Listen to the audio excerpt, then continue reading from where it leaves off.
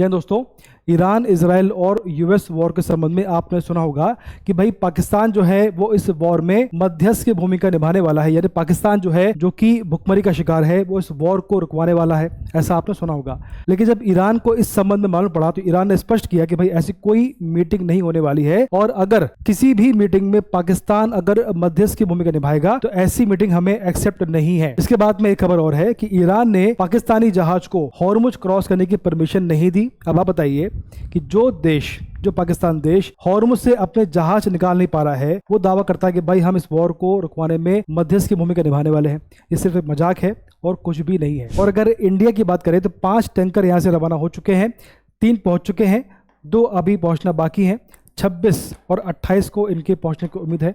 इस प्रकार से भारत के जो है लगातार टैंकर यहां से निकल रहे हैं। ईरान से हमें परमिशन प्राप्त होती जा रही है। 20 से 22 अभी टैंकर वहां पे फंसे हुए हैं, इनको भी निकालने का प्रयास वहां पे लगातार जारी है। इस प्रकार से भारत लगातार ईरान के संपर्क में बना हुआ है। अब इसके बाद में यूएस की बात करें तो मैंने आपसे पहले भी कहा था कि भाई यूएस से अमेरिका इस वॉर में फंस चुका है, तो लगातार प्रयास कर रहा है कि भाई कैसे भी करके इस वॉर को समाप्त करना है।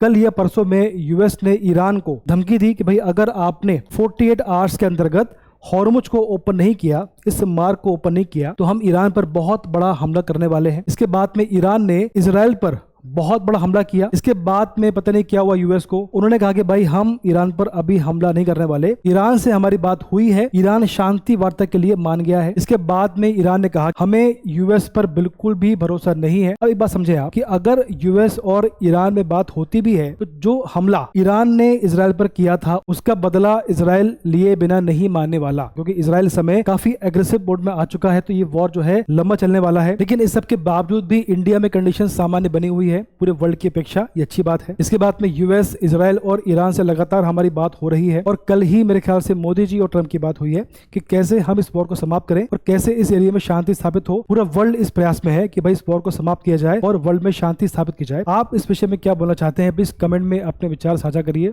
धन्यवाद।